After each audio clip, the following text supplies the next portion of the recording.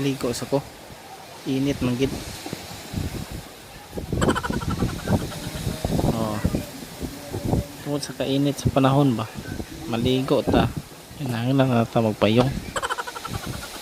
Kaya madaot mo ng skin. Pareha na oh. Dami kaya nakulangoy na ko diya. Humul-humol.